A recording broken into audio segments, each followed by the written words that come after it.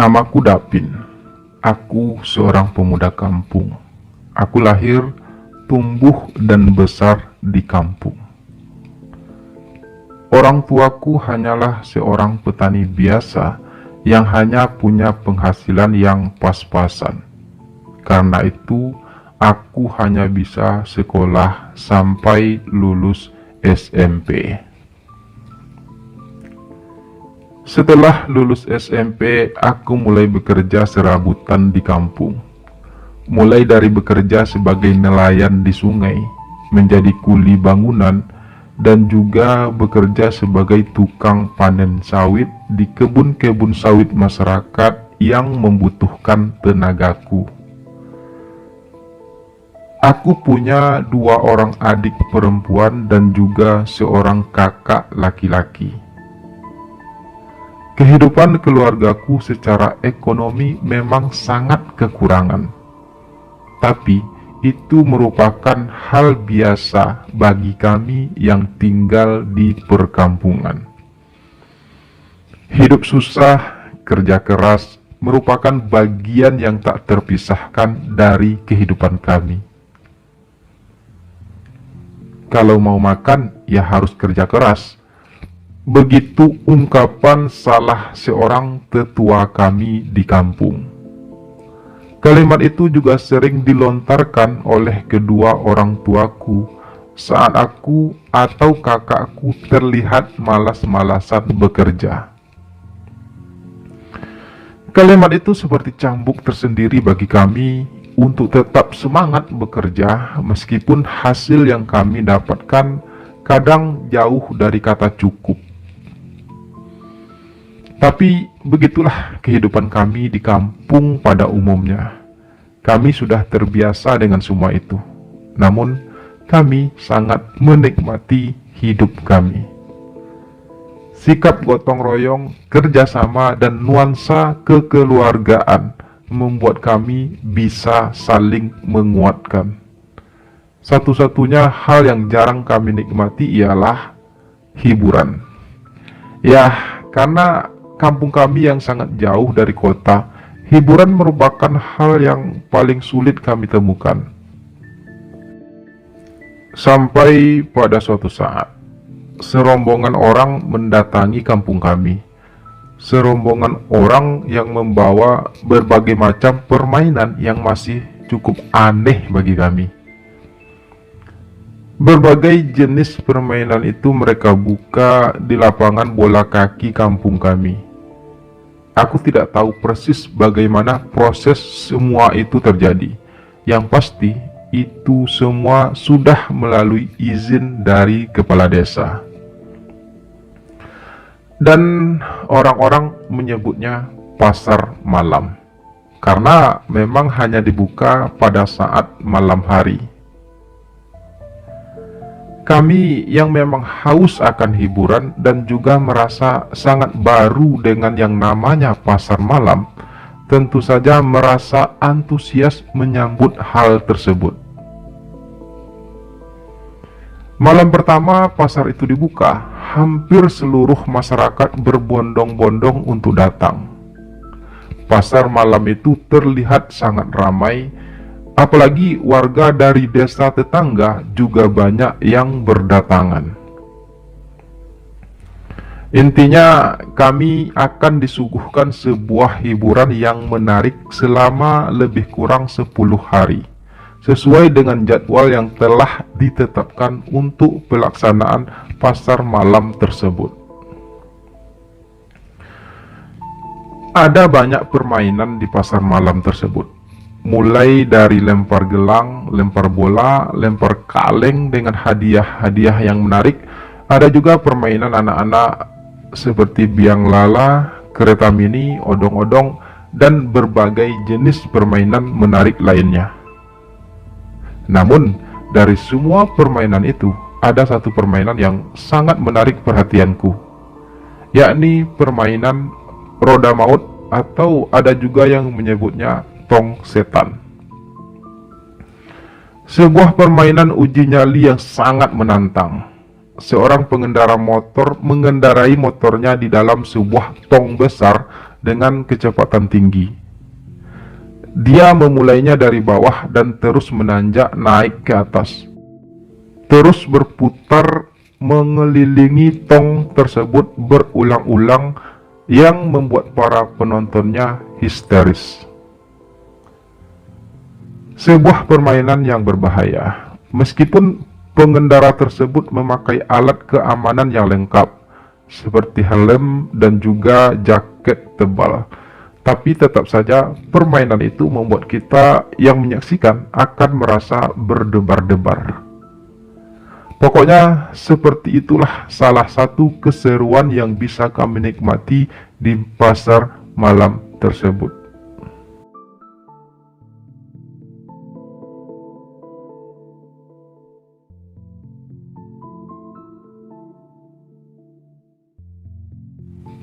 Pasar malam ditutup pada jam 11 malam. Semua pengunjung sudah kembali ke rumah masing-masing. Tinggallah mereka, para pekerja yang berkemas menyimpan perlengkapan mereka sekedarnya karena malam besoknya akan dibuka kembali. Saat itu aku masih berada di sana.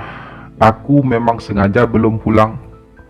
Aku masih penasaran dengan orang yang mengendarai motor pada tong setan tadi. Aku belum melihat wajahnya dengan jelas karena dia memakai helm. Aku beranikan diri memasuki tong yang besar itu, sekedar ingin melihat pengendara yang nekat itu. Sesampai di dalam, seorang pemuda sedang berbincang bersama seorang rekannya. Aku akhirnya bisa melihat dengan jelas wajah laki-laki itu dengan sorotan lampu di dalam tong besar tersebut.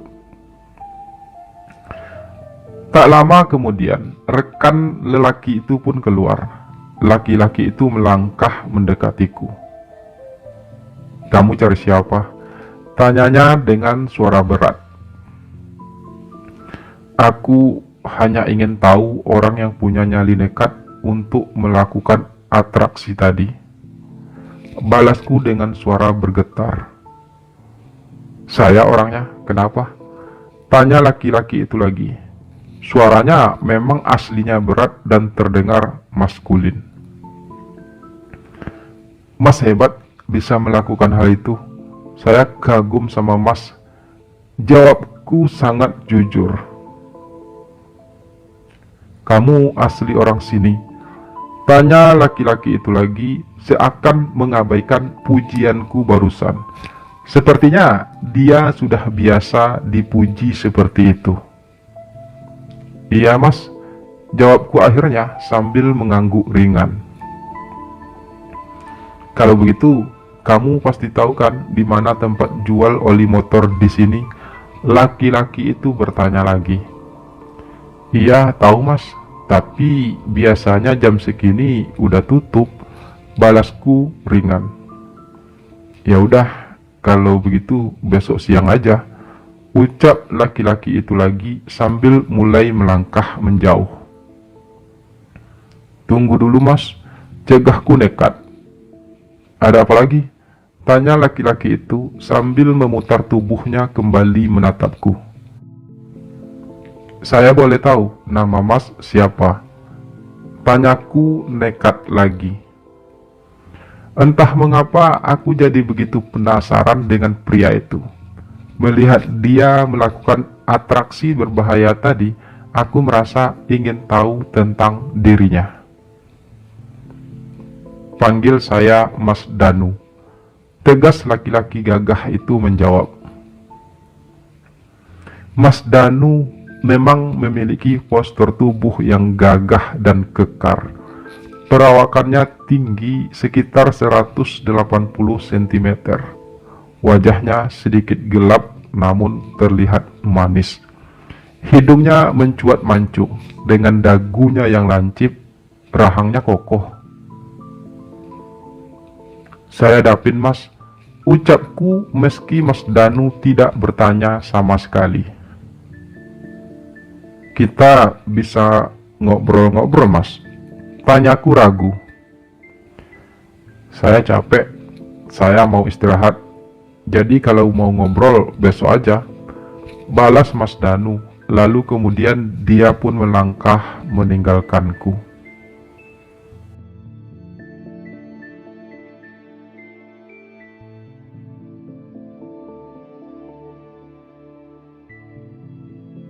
Malam itu mataku enggan terpejam.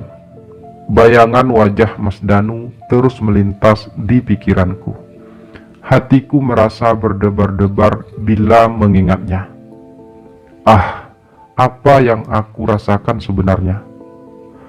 Belum pernah aku merasakan perasaan ini sebelumnya, apalagi dengan seorang laki-laki. Mungkinkah aku telah jatuh cinta? Tapi, bukankah Mas Danu berjenis kelamin sama denganku? Masa iya aku bisa tertarik pada seorang laki-laki? Batinku merintih. Aku memang sudah berusia 18 tahun saat ini. Namun selama ini aku belum pernah pacaran. Aku pernah dekat dengan beberapa orang perempuan teman sekampungku. Tapi aku tidak pernah merasakan getar-getar indah saat bersama mereka. Perasaanku biasa saja. Karena itu aku tidak pernah berpacaran sama sekali. Tapi saat pertama kali melihat Mas Danu tadi, tubuhku bergetar, hatiku terasa berbunga, indah sekali rasanya. Aku semakin ingin mengenal Mas Danu lebih dekat lagi. Aku ingin bersamanya.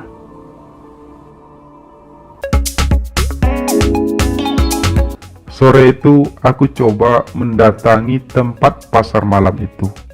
Aku ingin bertemu Mas Danu.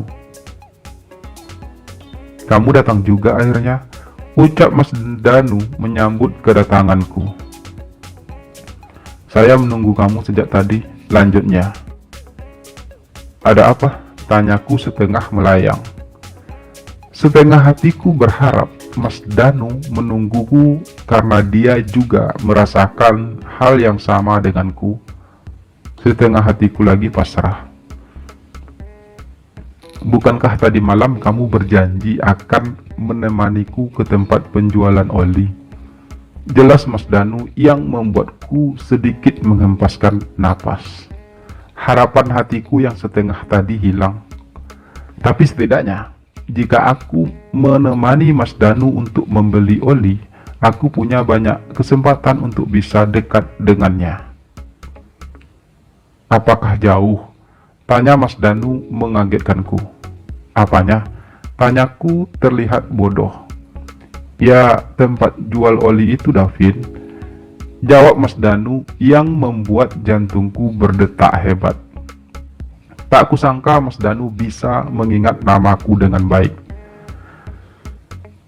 Mendengar namaku disebut Mas Danu, aku benar-benar menjadi salah tingkah. Ah, mengapa cinta membuat orang menjadi sangat bodoh? Ya lumayan jauh mas kalau jalan kaki, jawabku setelah merasa sedikit tenang. Kamu nggak punya motor? Tanya Mas Danu. Nggak punya mas, jawabku jujur. Tapi aku coba pinjam motor temanku ya mas. Mas Danu tunggu di sini sebentar. Lanjutku cepat sambil memutar tubuh dan berlari meninggalkan Mas Danu. Aku tidak ingin kehilangan kesempatan untuk bisa dekat-dekat dengan Mas Danu. Aku pun mendatangi salah seorang temanku dan meminjam motornya. Beberapa saat kemudian aku pun kembali menemui Mas Danu dengan membawa sebuah motor. Kami pun segera menuju tempat jual oli yang aku tahu berada di ujung kampung. Tubuhku bergetar, dadaku berdebar hebat, keringatku bercucuran. Bagaimana tidak, aku sangat dekat dengan Mas Danu. Dia tepat berada di depanku, tak berjarak. Aku memang meminta Mas Danu yang menyetir, dan aku menjadi pemandu jalannya di belakang. Aroma khas tubuh seorang laki-laki menyeruak ke dalam hidungku. Aroma itu benar-benar jantan. Aku melayang, indah. Mas Danu sudah menikah. Tanyaku cukup berani sekedar memecah keheningan, sekedar membuang rasa grogiku, sekedar ingin tahu status Mas Danu saat ini. Tidak, aku benar-benar ingin tahu. Aku sudah menikah 1 kali dan sudah punya 2 orang anak. Jawab Mas Danu dengan suara khasnya yang berat. Emangnya Mas Danu mau menikah berapa kali?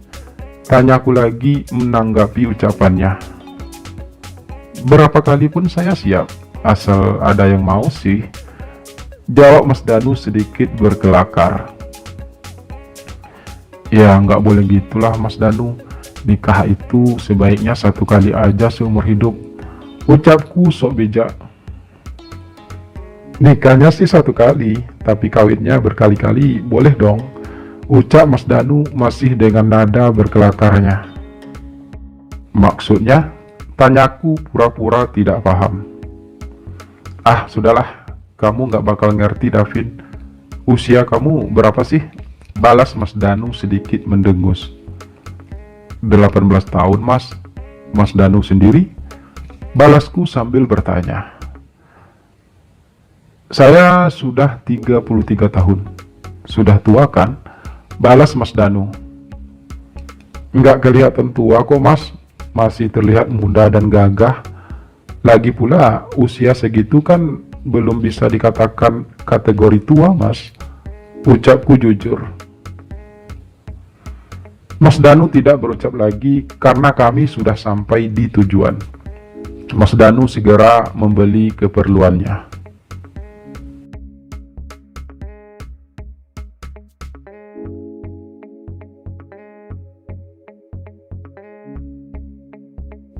Malam itu aku menjadi penonton setia Mas Danu karena aku dapat tiket gratis dari Mas Danu. Katanya sebagai ucapan terima kasih karena telah menemaninya sore tadi. Aku merasa beruntung, aku merasa bangga, dan aku merasa bahagia. Seumur-umur baru kali ini aku merasakan perasaan yang begitu indah. Aku selalu memperhatikan Mas Danu tanpa henti. Saat dia beraksi, saat dia beristirahat, semuanya terasa indah bagiku. Terima kasih ya Mas Danu, sudah memberikan saya kesempatan untuk menyaksikan pertunjukan Mas Danu dari awal sampai akhir secara gratis. Ucapku saat pertunjukan itu akhirnya berakhir. Saya yang terima kasih sama kamu Davin. Kamu udah temani saya dari tadi. Balas Mas Danu. Kami ngobrol di dalam tong besar itu. Mas Danu memang punya ruangan sendiri di situ. Ruangan itu dia jadikan tempat untuk ia beristirahat dan tidur. Malam itu kami hanya ngobrol berdua, sementara para pekerja lainnya sudah kembali ke stand mereka masing-masing. Enak ya jadi Mas Danu, punya banyak penggemar. Ucapku akhirnya setelah kami terdiam beberapa saat. Ya, yang namanya hidup memang selalu ada enak dan tidak enaknya Davin. Dan tidak enaknya pekerjaan saya adalah harus terpisah dengan keluarga. Ucap Mas Danu untuk pertama kalinya dia terdengar sangat serius. Saya sering merasa kangen dengan anak-anak saya, tapi mau gimana lagi, ini pekerjaan saya. Lanjutnya terdengar pilu. Berarti Mas Danu sering merasa kesepian dong, karena bermalam-malam tidak tidur bareng istri. Ucapku datar. Ya, mau gimana lagi, saya harus bisa memendam semua kesepian itu. Suara Mas Danu lirih. Mas Danu nggak pengen menghilangkan kesepiannya dengan saya? Tanyaku nekat. Emangnya kamu bisa menghilangkan kesepian saya? Tanya Mas Danu balik. Ya bisa aja mas, kalau Mas Danu mau sih. Balasku sedikit manja. Emangnya kamu mau?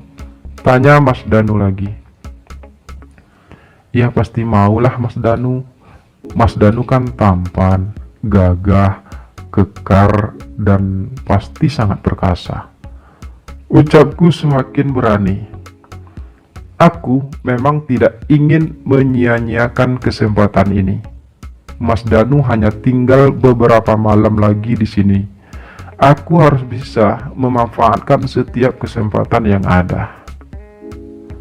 Aku yakin Mas Danu tidak akan menolak, karena dia pasti merasa kesepian. Kamu juga cukup menarik, Davin. Tapi kamu tahu kan, kita tidak bisa terikat. Jika kita melakukan hal itu, kita harus melakukannya hanya atas dasar suka sama suka. Tidak ada ikatan apapun di antara kita. Ucap Mas Danu akhirnya. Mas Danu tenang aja. Saya nggak bakal nuntut apapun dari Mas Danu. Yang penting selama Mas Danu di sini, kita bisa bersama-sama menikmati indahnya malam berdua. Balasku lugas.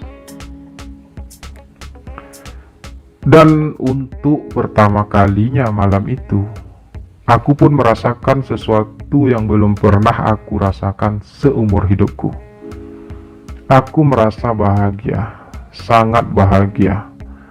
Semuanya terasa indah bagiku. Mas Danu benar-benar membuatku terlena. Mas Danu adalah cinta pertamaku dan orang pertama yang memberikan aku sesuatu yang indah. Dan aku terkesan, sungguh sebuah pengalaman yang sangat indah. Sebuah pengalaman pertama bagiku. Aku tidak akan pernah melupakan kejadian malam itu seumur hidupku.